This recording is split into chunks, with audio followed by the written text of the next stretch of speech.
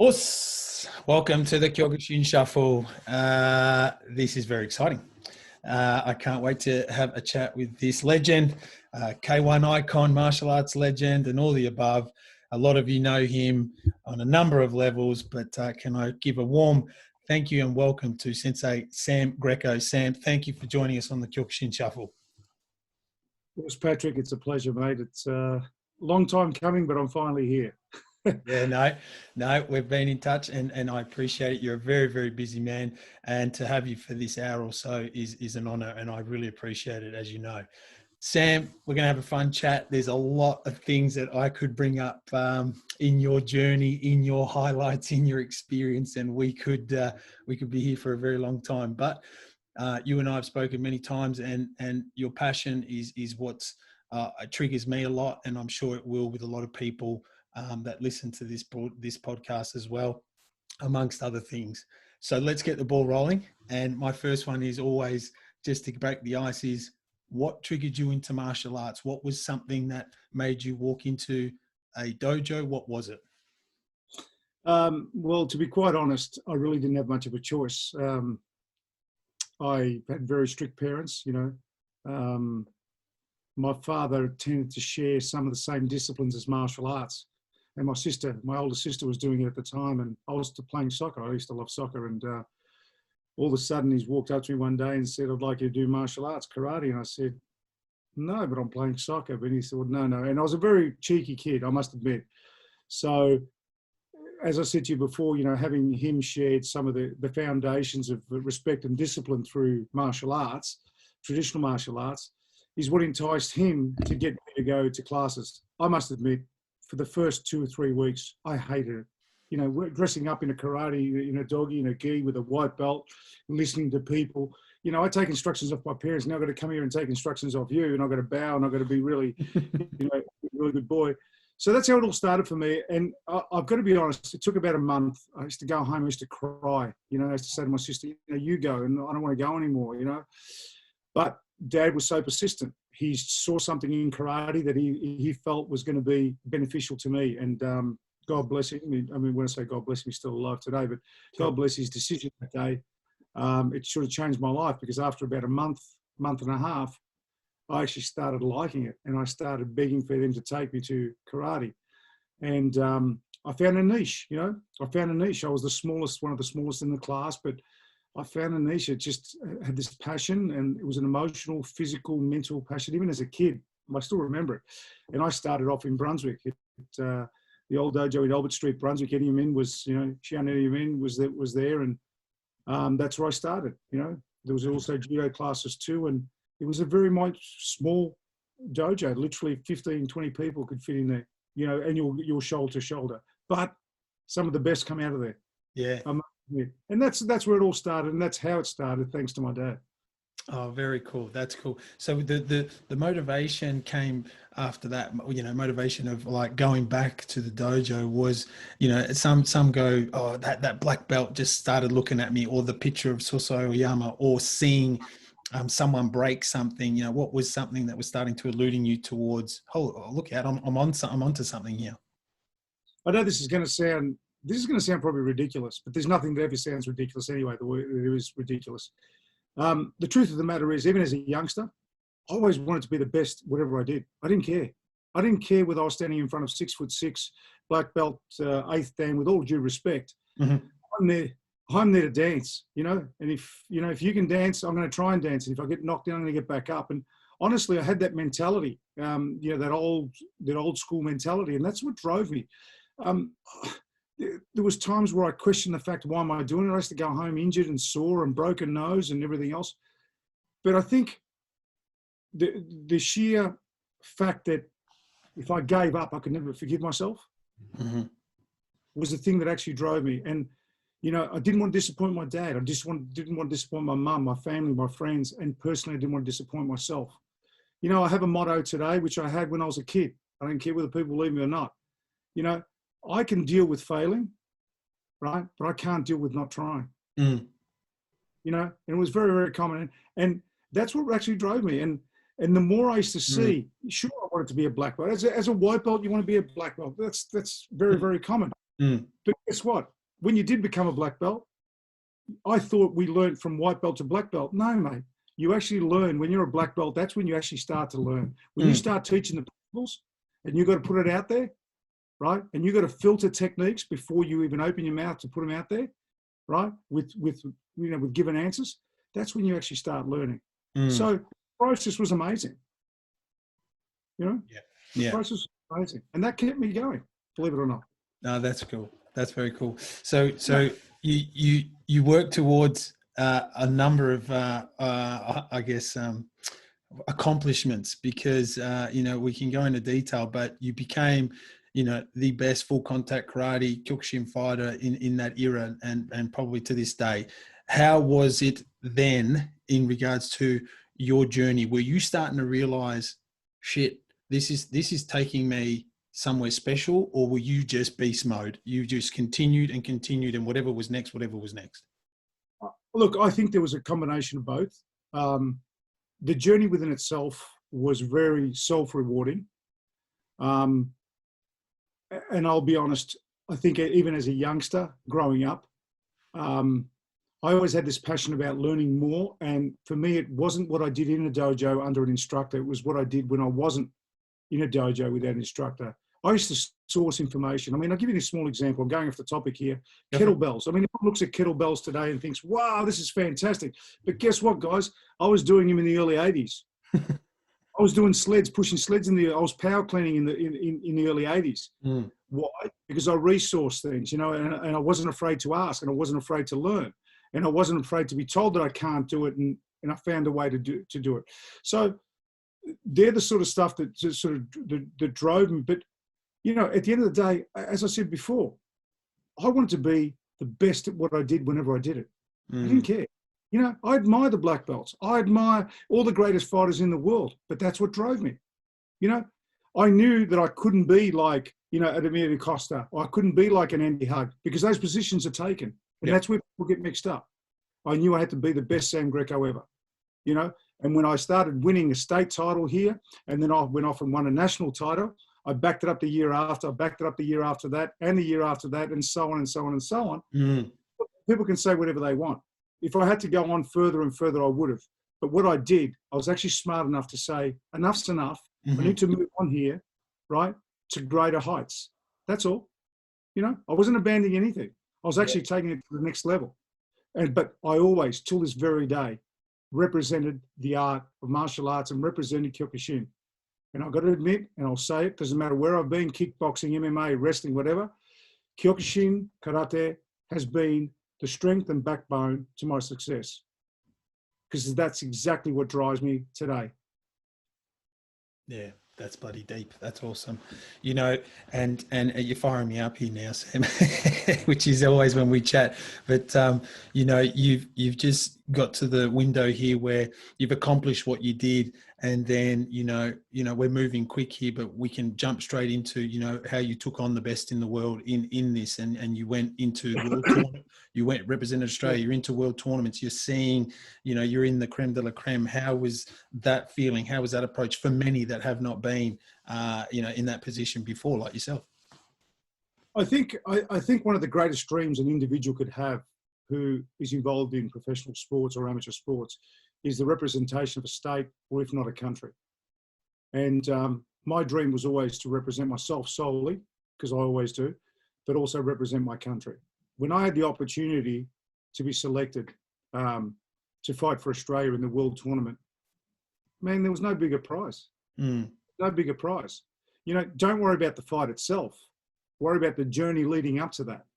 Of course. That's what created success within my heart. It's that whole long journey, and that's what people forget.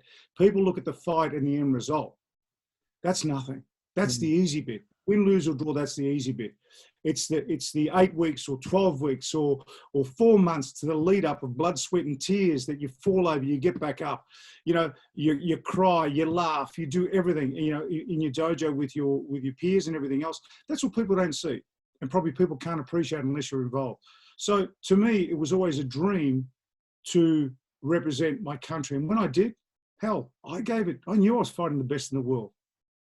Was I one of the best in the world? In my heart, I thought I was, and I went out there and gave it my all. But I knew I was going to be someone that I was going to be feared. And eventually, if not that day, I was going to be feared the following day, so to speak. You know, I never laid down for anyone. Yeah. At all. Yeah. You know, and that's the thing. You know, people go, you know, you're a beast when you used to fight. Yeah, if you put a brick wall in front of me, I'd go through it. Ask me today whether I do it. Yeah, I would go through it, but I do it a different way. I preserve my body more. You know, I preserve my body and injuries and everything else. Am I feeling them today? Sure, I am. You know, they're a constant reminder of you know the hard work that I did. You know, that no one else ever saw. I'm not saying that I don't appreciate it. I never said that. I said just, you know, it's one of those things that it's close to my heart, and it makes me angry. I hear people say, "Oh, that was easy." There's nothing easy. Nothing easy. You know, representing your country is the ultimate goal. And I went over there and who did I fight? I fought Michael Thompson in the world tournament. You know, one of my bouts, and I was doing well against Michael Thompson. He was rated one of the best in the world at the time with the back spinning kick and high kick. He knocked a lot of guys out. And you know, I remember just even walking out to that fight. You know, I'm thinking, wow, look who I'm meeting today. You know, this is like a dream come true. Was I scared? Yeah, I was scared, but it was an anxiety type nervousness that I knew once I let go of the first punch or the first kick, everything was settled, and it did. It did. You know? And I had to place emphasis on the fight itself and his movement, because he was very erratic, Michael. He could hit you from any angle. It was quite. His plyometric movement was amazing. And I remember that day. Oh God, as if it was yesterday. I wish I could turn back the clock, but I went to punch him and I caught him off the shoulder and caught him straight on the chin. And I got a point deducted against me, and there was literally 20 odd seconds or 30 seconds to go, if that. And my only chance was to knock him out. And unfortunately, that's what put me out of the world tournament. And that was really sad to me. You know, I was biting down and everything else. I'm thinking, you know, why? But he did catch me with a good body kick also. You know, he took the wind out of me too. So, you know, I call all that. So, you know, all those things are learning procedure.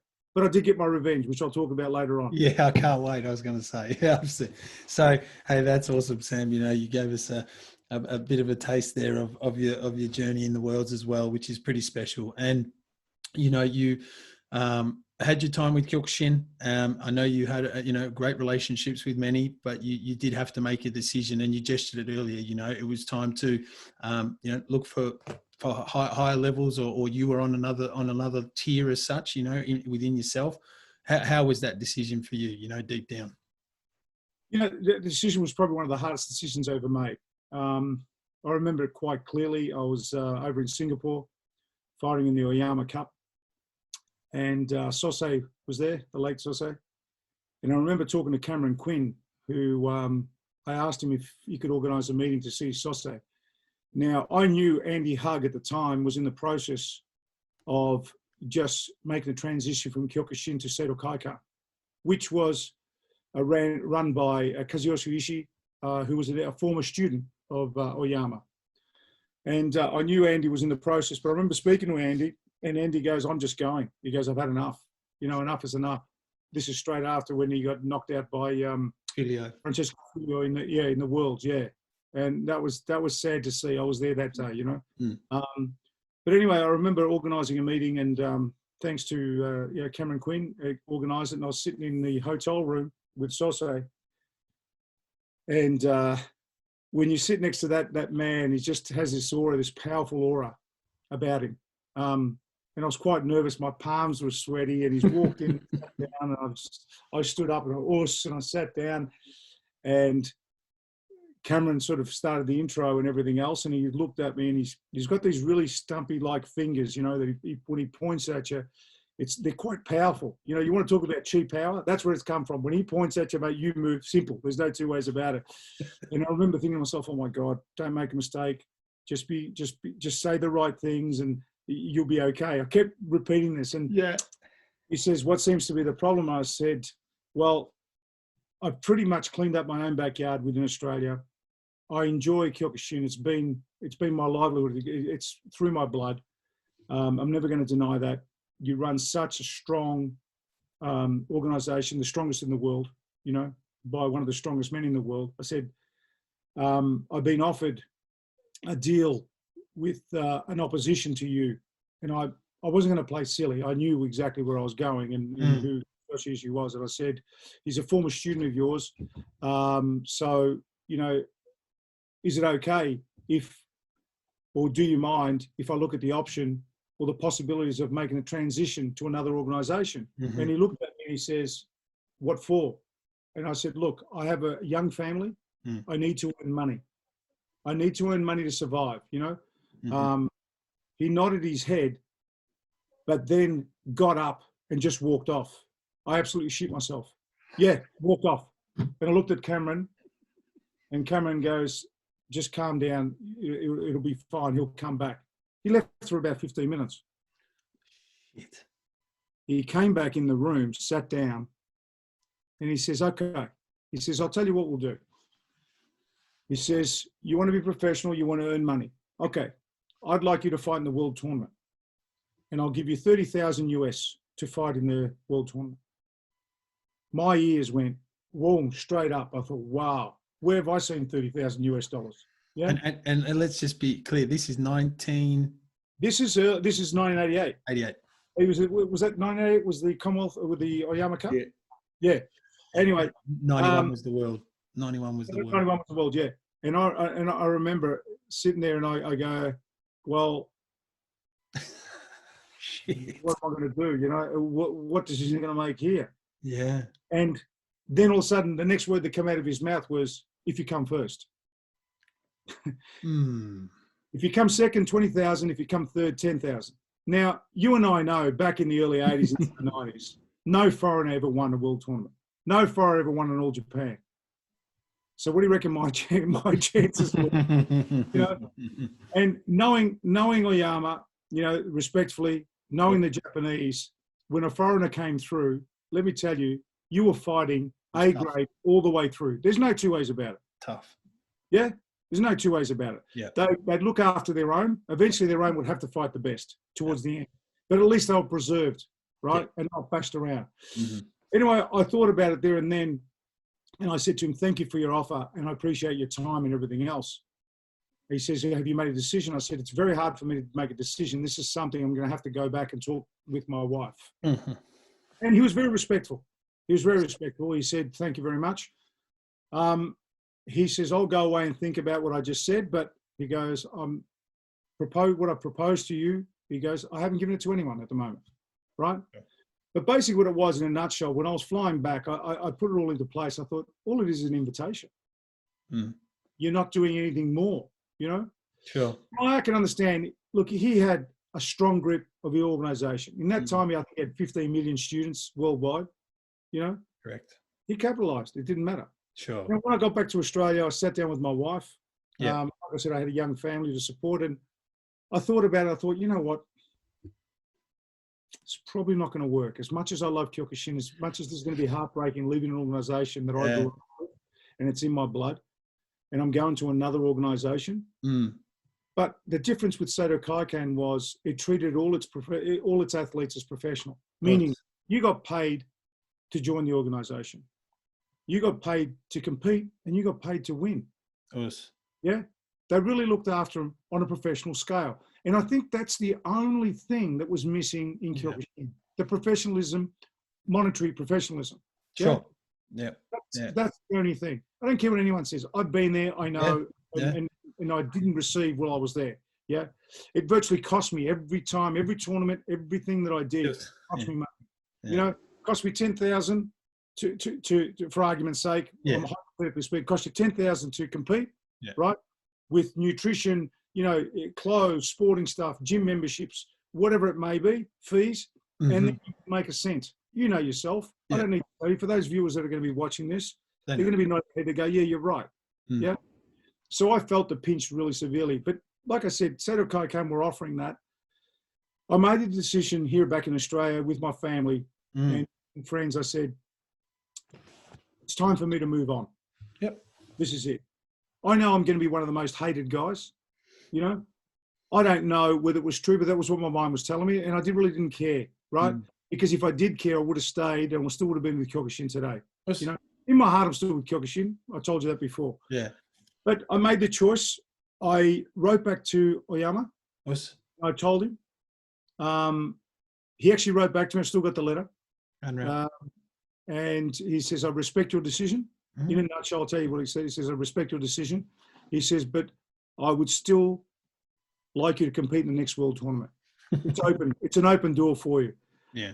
Now, I know the way they operate. You don't have to be an Einstein to work it out.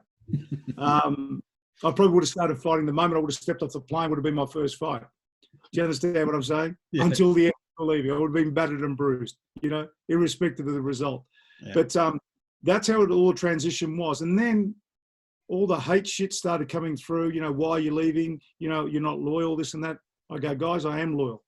The fact that I've actually stepped up to the plate to talk to the boss, the boss of the world organization, says a big thing.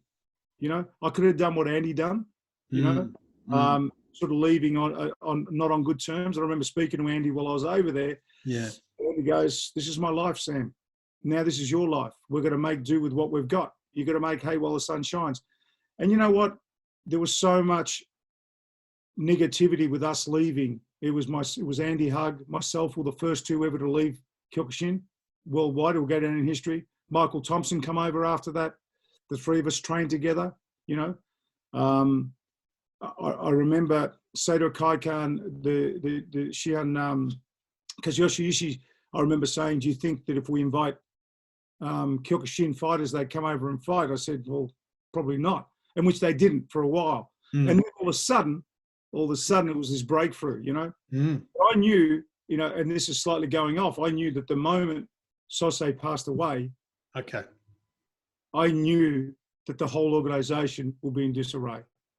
I had this gut feeling that it was going to break away. Guess what? I'm so glad I left when he was alive. Yeah. Right?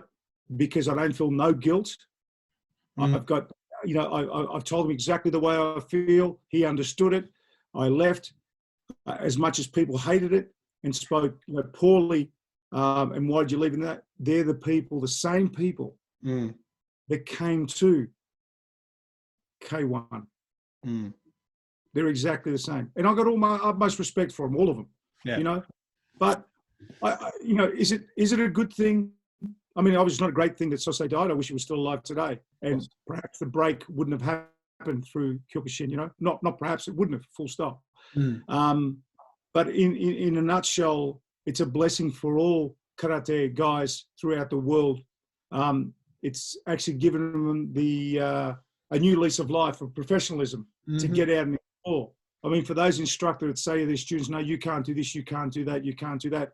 Put your ego aside, guys, and do what's right for your students. Because at the end of the day, the representation, the banner that they hold, has got you in there too. Yeah. Don't forget that. It's some decisions over the years with me were made by, when I say egotistical, probably the wrong term to use. I think narrow-minded was more so, because they only knew one way. They had blinkers on and that was it. I had a great peripheral vision. I wasn't afraid to fail, but I was afraid to not try. And if I didn't give Saito Kaikan an opportunity, I never would have been in K1. Simple. Thank you for sharing that. That you and I've been fortunate to hear that before. I think many others haven't, and I think many others would are sitting back there nodding their head in support of what an amazing time it would have been for you and to sit in that same room like you just gestured. I mean, come on, most of us shit our pants when we're sitting in front of our boss in our own professional careers, let alone such a passionate situation and circumstance. So I appreciate you sharing that honestly, which is in segue of one of the biggest chapters of your life straight after this, and you just gestured it, and K1 and a lot of people that watch this and a lot of people on social media have got the fortunate luxury now to easily type in your name and see some of the best combat sports action fights ever. Because back in the day, mid-90s, 2000, I know I had to go to the Budokan shop in Ikebukuro to buy the K1 tape with all you guys in it, and then me and senseis and all them, we're all dubbing them and taping them, and have you got this? And that's how we learn, or that's how we did it. today, a lot of people have access to it. Love for you to share some of the highlights. And I say this in every episode, respectfully, we could be talking to these special guests for a long, long time, but you know, there's some really special big highlights. There's some world championship titles won by Sensei Sam, and it can go on and on and on. So please feel free to just gesture some of them as best you can, or go for your life, because this is a big part that opened up so much to the combat world and in K1. Yeah, thanks for that, Patrick. But, you know, I've got to say that, you know, the method behind Kazuyoshi Ishii's madness was he believed and knew that karate fighters could be the best fighters in the world. He always had that dream. He used to tell me every time we were there, karate guys will always, you know, surpass kickboxing and surpass all these. They just have this courage, this spirit and everything else. And he wasn't wrong. He wasn't wrong. He used Andy and I as a guinea pig. That's the truth. That's the truth. He literally sucked us in, so to speak, in fighting in the karate in Seido Kaikan. I mean, Andy won the world tournament in Seido Kaikan, I think in 92, I think it was. And then Satake won in 93, and then I ended up winning in 94. But straight after that, I never forget, he took us out to dinner, and while we're having dinner, he turned around and he said, have you ever considered taking kickboxing? He goes, I think you guys will be good kickboxers. Going, oh, fuck.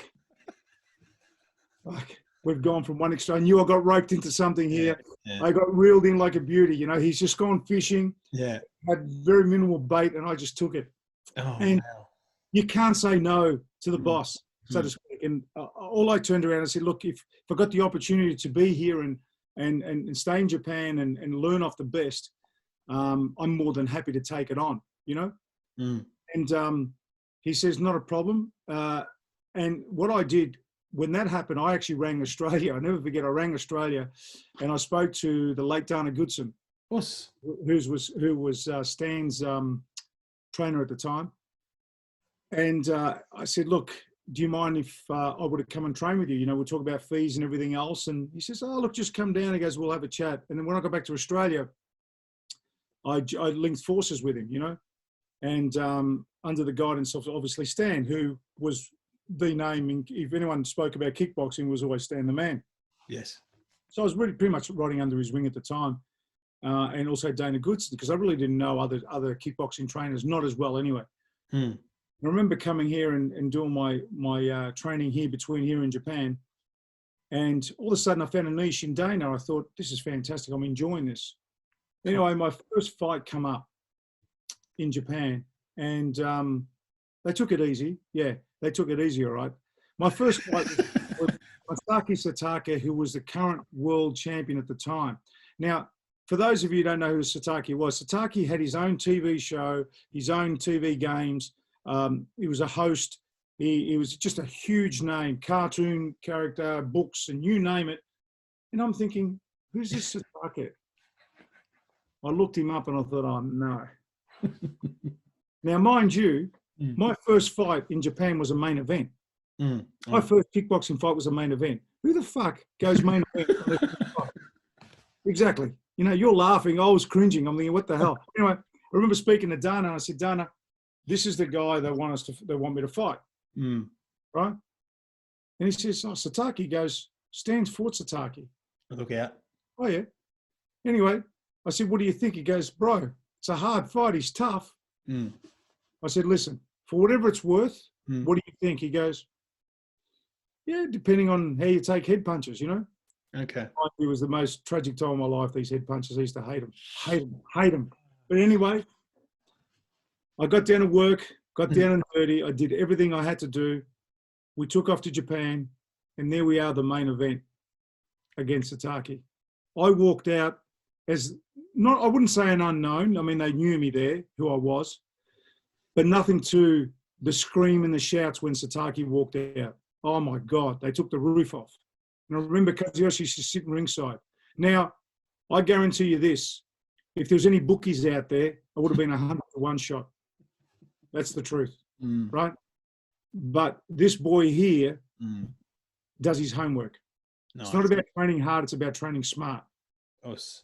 I just worked that I knew that pressure was going to hurt this guy. I knew I had the fitness to take him all the way. It didn't matter. He got through the first round. I hit him with some good shots. I remember in the second round, I caught him flush with a right hand twice. It broke his cheekbone, completely compressed it. Poor guy ended up in hospital. But I won the fight by a knockout. Now, if anyone can get that fight, please watch it. But don't watch the fight. Watch what happens straight after the knockout, because they go to the crowds. They go to Mr. Rishi, and he was sitting there looking up going, look what you've gone and done. Yeah, look, what the fuck have I done, you know? And that fight there alone made me huge overnight. Huge. As much as I beat their number one guy, it made me huge overnight. So Mr. Ishii's gears are rolling in his head now, thinking, man, I probably got myself a good guy here along with Andy. Andy's a big name. He goes, this is good, you know?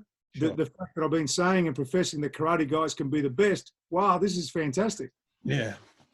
Well done. 3 weeks later, I was back in Australia. I get a call and they said, we'd like you to come back to Japan. I said, what for? And I said, oh, for training camp over here. And I thought, all right, no worries. So I said to Dennis, I'm going over a training camp. And they wanted me to fight Peter Ertz. And I thought, who's Peter Ertz?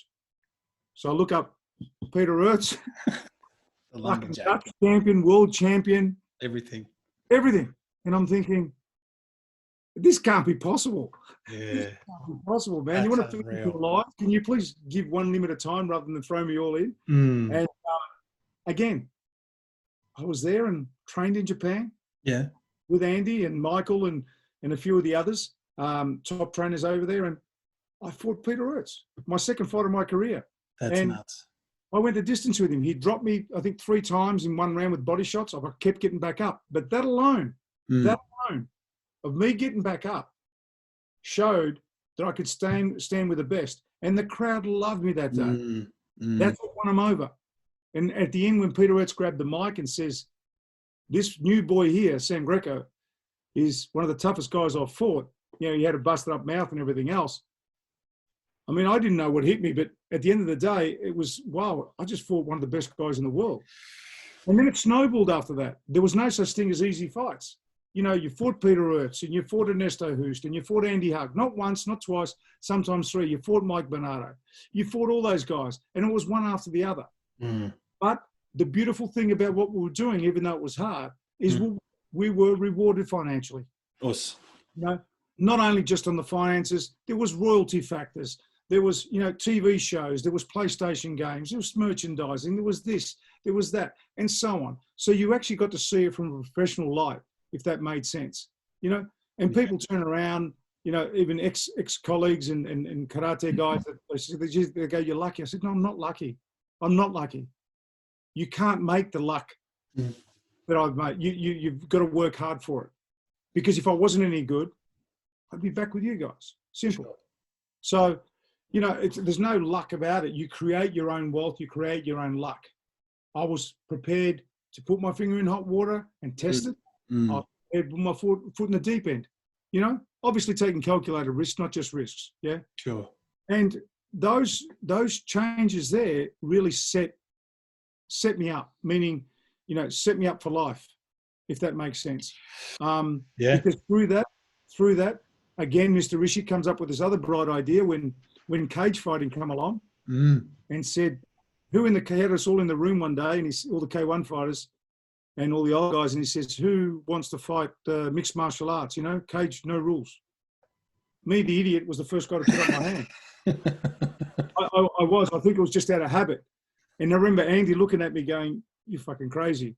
You know, Peter Ertz going crazy. Jerome Labana, Ernesto Hoost, you're fucking mad. Ray, you know. I said, boys, no one's going to put up their hand. Someone's going to represent us. And I just turned around to Mr. Ishii. I said, well, you get me the best trainers, Brazilian trainers you can get. I'll come here, live here again, and let's go.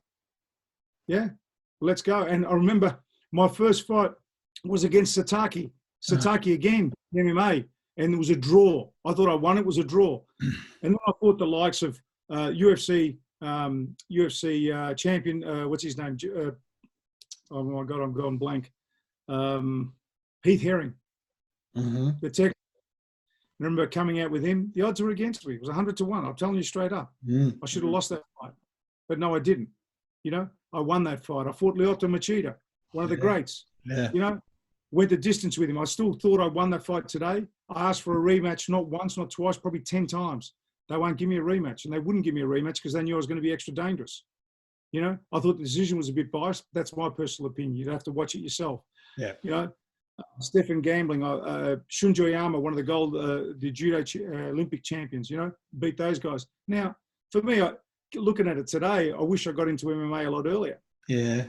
Yeah. But I've got to be grateful. And I'll tell you what I've got to be grateful. Not grateful that I've got my health.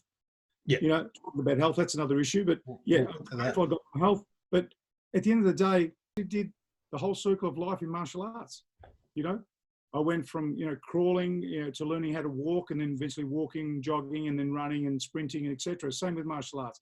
I started the basics of karate, you know, the fundamentals of judo, you know, got into, kickboxing, then got into obviously Brazilian jiu-jitsu, judo again for mixed martial arts. So to me, the disciplines each hold their own strengths.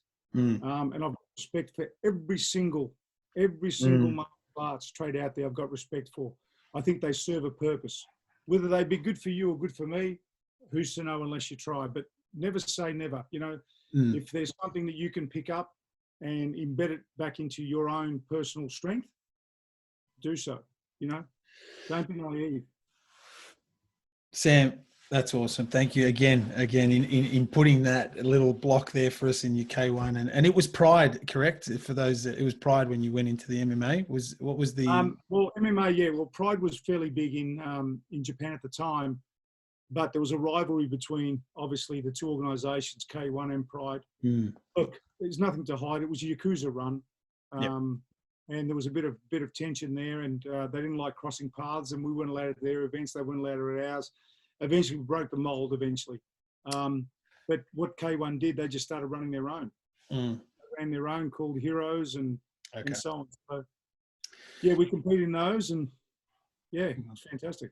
So you've built some amazing relationships over your journey here, Sam, and one of them, which I hope you don't mind speaking about, and if it triggers anything, please, but you have a very, very big respect for a lot of your K1 brothers, but one more so is the late Andy Hug. You know, the relationship you guys had there, I know on the level of seeing it via social media, and a lot of us that follow, you know, the Kyokushin side of things and the Seido and K1. Can you share with us, you know, a little bit there if you feel open to? Yeah, look, I'm happy to share some experiences in life experiences with my brother Andy Hug. First and foremost, I've got to say Andy was a very special individual.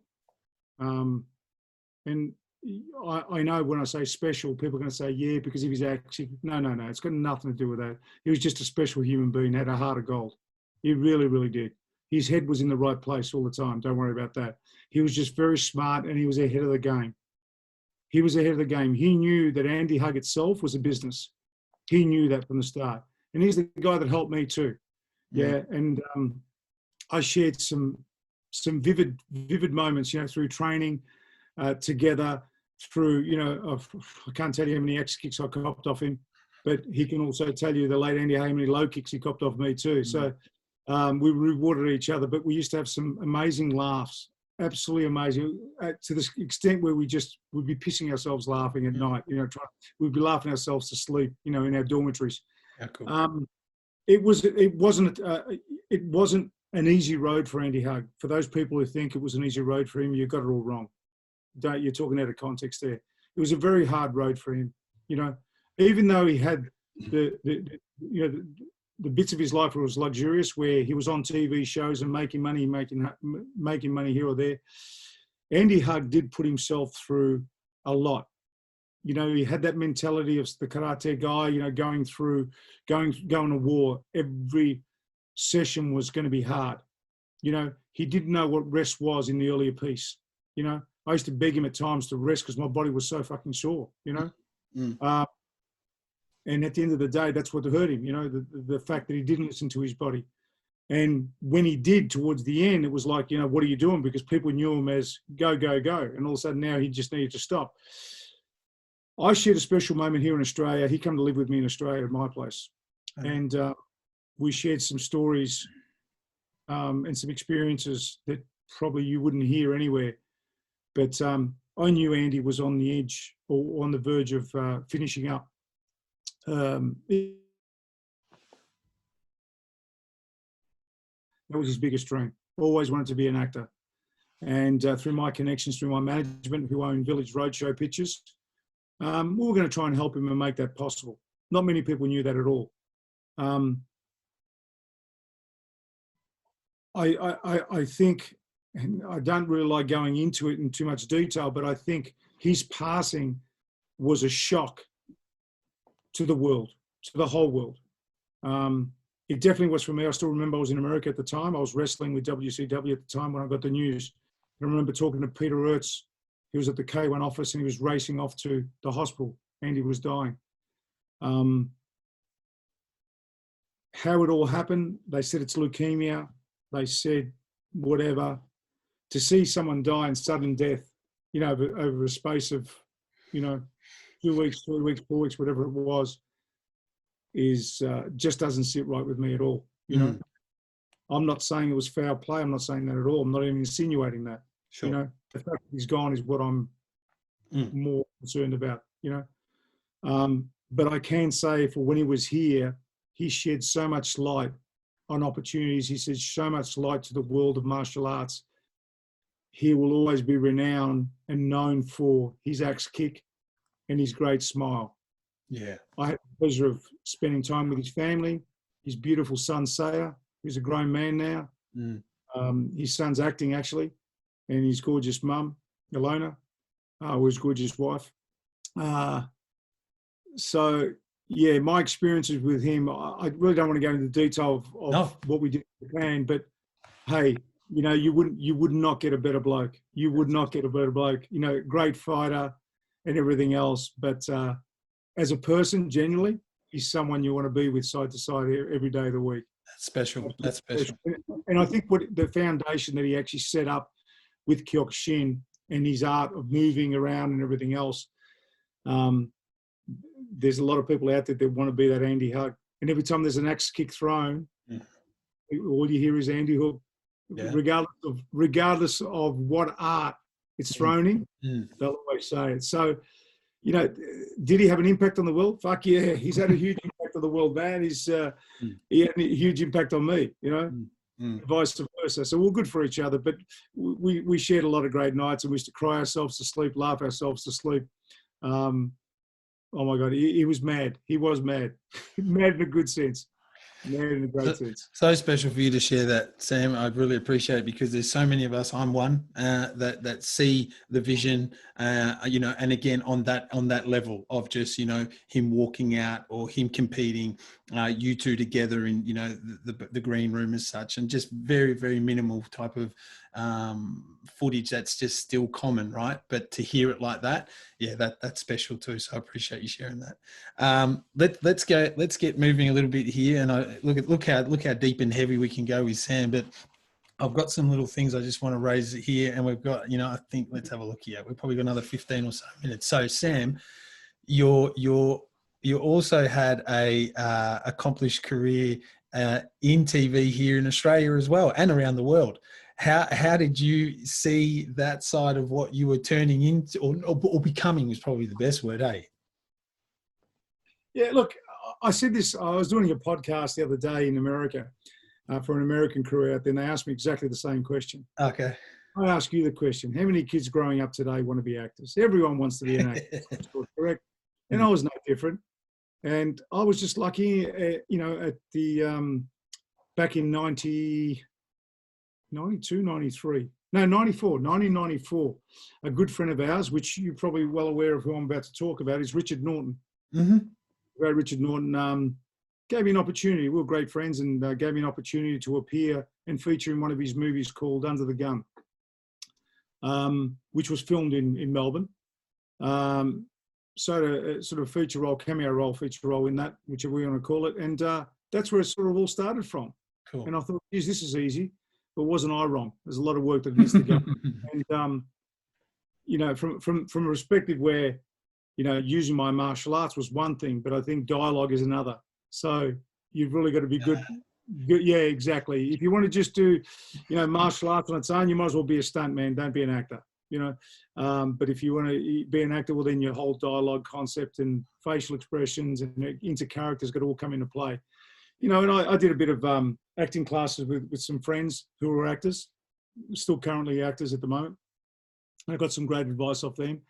But all my roles here within Australia TV, such as the Underbellies, you know, I feature in 3 of those major Underbellies, the original Underbelly, Squizzy Taylor, I play one of the lead brothers, and then Fat Tony Underbelly. Then there's, oh God, there's all the Fat Pizzas, all the comedy, How's those? There's, what's the other one? Killing Time, the Andrew Fraser story, the lawyer that got caught with cocaine and everything, you know, representing, you know, underworld figures. I play one of the bikies in that. I did a scene with Asher Keddy, you know, in, I can't remember the name now, it's way off. But yeah, I did a fair bit there. Then I got an opportunity to do Scooby-Doo the movie. Yeah. You know, I played the villain. One of the main villains was Sarah Michelle Gellar and Freddie Prinze Jr. in Scooby-Doo. And that was absolutely one of my biggest, you know. Yeah, still showing today. So I got an opportunity to fulfill that part of acting. I'm still currently doing it. Yeah. We shot a series, another gangster series in Sydney about a year ago. It's been suppressed, can't be put on Channel 10 because of court orders. So that won't be out. Yeah, it probably won't be out till the end of the year. That's until these guys go to court. Yeah, they don't want to influence jury or anything, decisions, so which I can understand. But there's always something coming about. Look, I cast for certain things. I get casting agencies that ring me and say, would you cast for this? I cast for it. You get it, you don't, you just move on. I don't say I'm an actor. I'm not a full-time actor. For those of you who are listening to this, let me just brighten your day by saying that, you know, 95% of actors in Australia are unemployed, meaning they've got second jobs. Yeah, 5% actually work. So that's a very, very small percentage to want to be an actor, full-time actor. You know, you've got to have something special, let me tell you, and you've got to fall into the right hands. But like I said, I was fortunate, and that's cool. My kids have a bit of a giggle when they sit there and they watch all their friends go, oh, there's your dad, and then someone texts me on social media, say your big mugs on TV. Yeah. That's great. Thank you for that. That's very cool because you can see the fun side of it in what you do there and the energy. Now, a couple of things that we'll finish off with, and I'd love to talk a bit on this one. I'll raise the 3 just so you know what they are. So I Am a Fighter, your awesome brand there, and letting people know about that and the influence you've got in so many in the community and around the world. And then UFC / Jimmy Crute. And then obviously what you do currently with your personal training and your clients, and what we'll end up just giving some advice. So the angle here on I Am a Fighter, can you share with, you know, what you'd like to hear? So for many that can look that up, understand it, and appreciate all the effort you've done there. Yeah, look, I mean, people often ask me, you know, why I'm a fighter. I came about this years ago, and I finally put it into play a couple of years ago. I love the association with the word fighter because for me, being a fighter means not giving up. It means fighting against adversities, you know, fighting harder when the chips are down, et cetera, et cetera. It's got nothing to do with being rough, tough, or world champion or anything. You know, for me, being a fighter, when I say to someone, I believe we're all fighters in some sort. You know, we're all fighting a battle that you and I don't know about or we don't talk about. You know, my old slogan, you know, your battle is my battle, we fight together. It's about helping each other. It doesn't have to be physical help. It could be it could be verbal. It could be emotional. It could be anything. So that's where I came about. And when people look at my logo, they think, oh, yeah, it stands to reason. It's because you're big, rough and tough and you're a world champion. I said, no, it's not. And when I go into detail about it, I think, wow, I can relate to it. It's something so simple, but yet so powerful. I use it a lot as a motivation gear to all individuals. I deal with a lot of people who are in rehab, you know, drug or alcohol rehab. I deal with people that have had family breakups. I deal with people, you know, through all my personal training, everything else, I deal with those people. And a lot of things that come to the forefront is the fact of being a fighter. Please don't give up. You know, you often hear it said, but I really implement it in my training. In all my training that I do with individuals, that whole concept of I'm a fighter always stands at the forefront. You know, it's not about me creating world champion fighters. It's about me creating world champion people. Yes. Whether you're 10 years old, whether you're 6 years old, whether you're 60 years old, there's no age barrier. You know, we all have something to give and to take in this world. Yeah. And so that's how that all I'm a fighter came around. It's about being resilient, you know.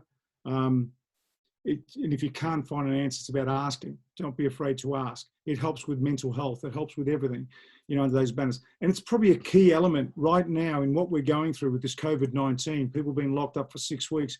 I often hear people say, oh my God, I'm locked up for 6 weeks. Everything's negative, negative, negative. I'm the type of guy, you know, I wrote about this not long ago. I could look up at the sky and it could be grey, cloudy. It looks like it's going to rain and thunder, but I know deep down inside that behind those clouds is a blue sky. So I tend to look at the positive in the negative. Yeah.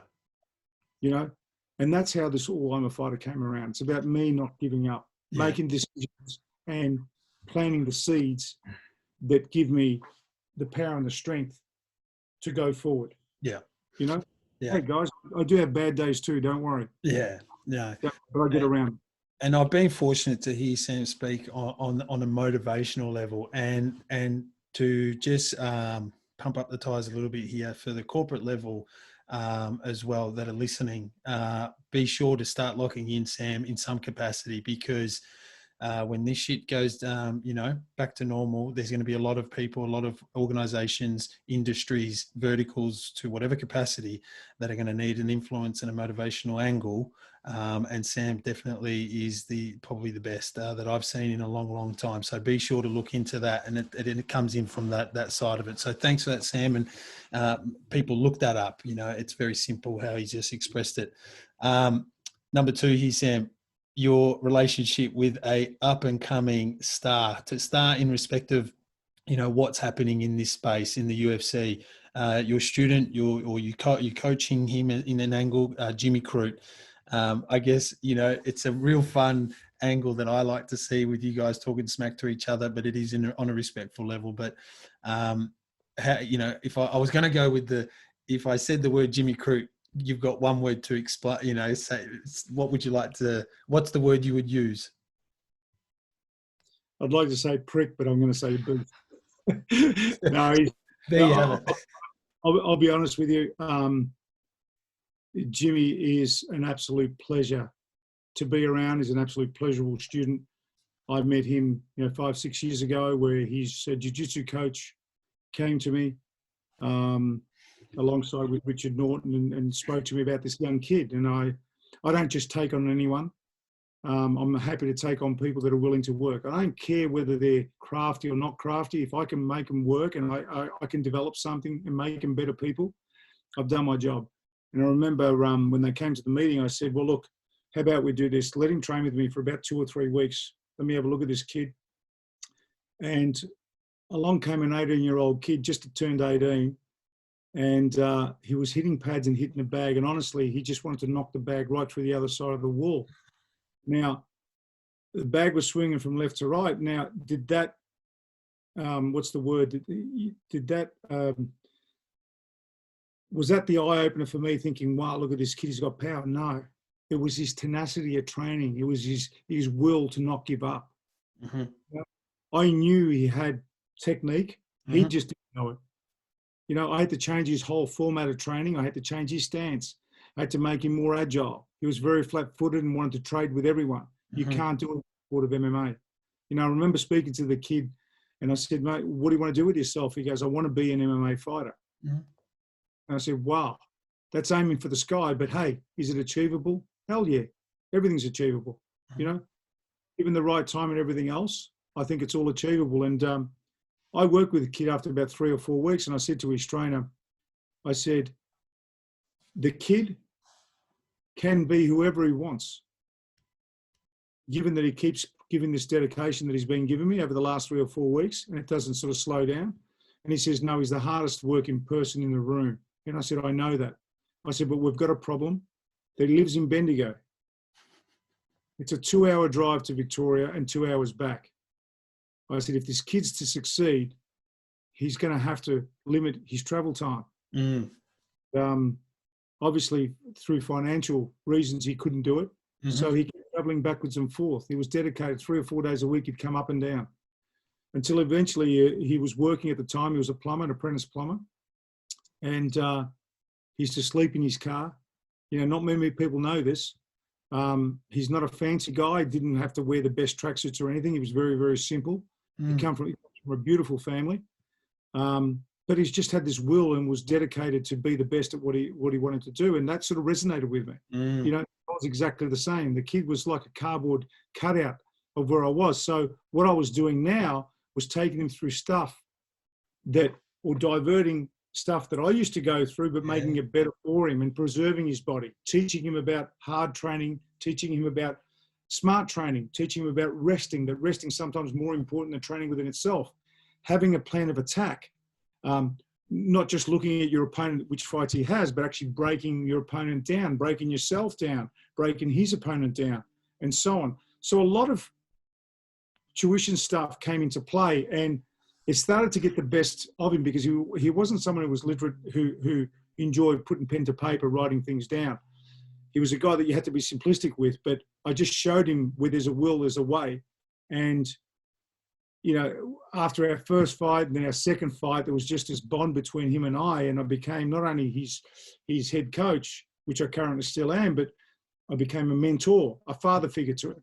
And he became like a son to me, which he still is. And, man, we go head to head at times, but at the end of the day, he does what he's told, and he does it really, really well. I can't floor him, and I can't fault him. And look at him; he's 12-1 now in the UFC. You know, he's a gun. He's got the looks. He's only 23 years of age now. You know, I've got a hot prospect. Yeah, I've got a great guy. And I said to him last year, or at the start of this year, I said to him, you know, a world title could be at his doorstep by the end of 2021, you know? Yeah. If we set our sights right, we're already booked for October the 17th to fight in Vegas. So we're on the trail of that at the moment, even through all this COVID stuff. So we're working hard. So, mate, I've got a good guy. It is special. It's a special relationship. I've got a few other kids coming up and other adults. Yep. So I don't have a big group of fighters, but the group I do have is family. Yeah.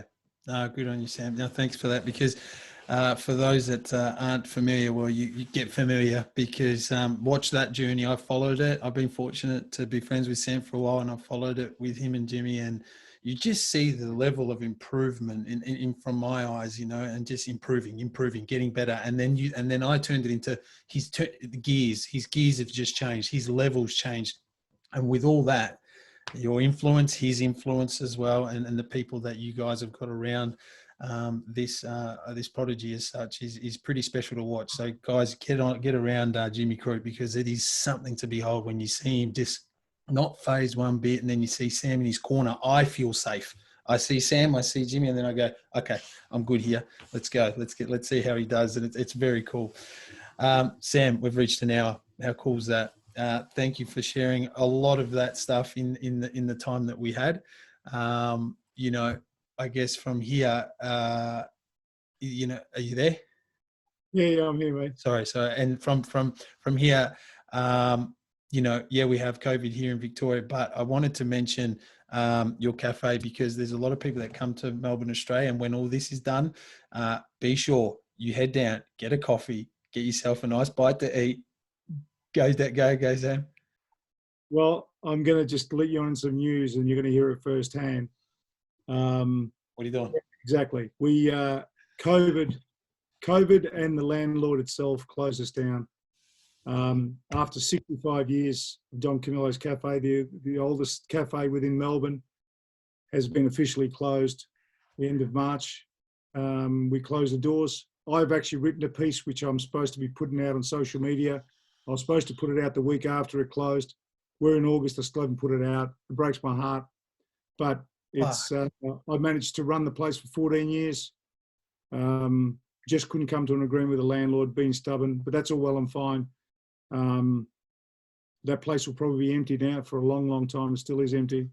Jesus. And it was one of the places where Oh, you'd come to convene with people, Oh. whether it be coffee, to say g'day, whatever it may be. It was one of the first places to ever serve coffee in Melbourne.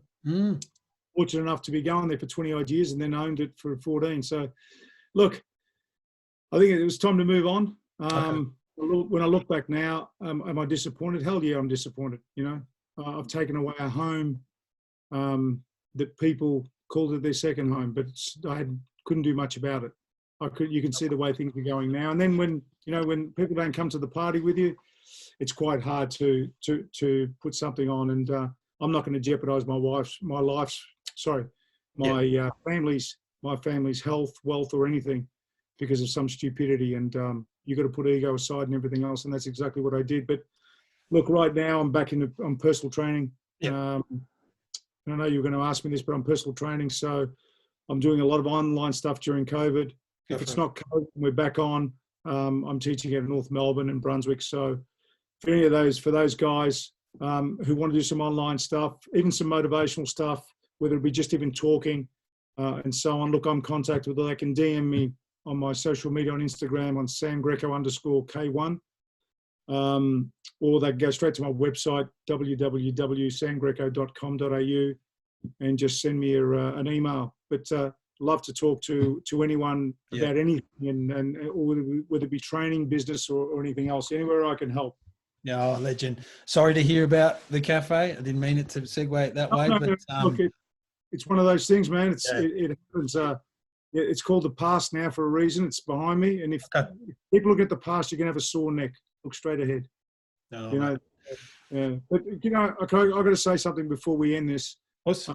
For all the Kyokushin people out there throughout the years, whether I got an opportunity or I didn't, I can't remember exactly who I thanked and who I didn't thank, but I just want to thank everyone from the organisation that had a part in my journey, whether it be physical, emotional, mental, whatever it may be. I just want to say thanks to all the instructors, peers, friends, family, whatever it is. You're all family to me. Thank you very much. Without the organisation, I probably wouldn't be talking to you here today. So it was the start of it. And obviously thank my dad for getting me in there. But everyone had a unique part in it. And thank my coaches and all that. So awesome. Yeah. Awesome. Absolute honor having you on. Honor to call you a friend, and also more, you know, in respect of everything else. And well done. Congratulations on the journey that you've just shared with us for an hour. But all the best with what's happening moving forward. Thank you so much, Sensei Sam, from all of us. You mean a lot to Kyokushin, Sado, K1, MMA, and the whole combat world. Trust me, I'm 39. I've followed it from the get-go. And it's an honor talking to you. Thank you so much. Thank you very much, Us. Us.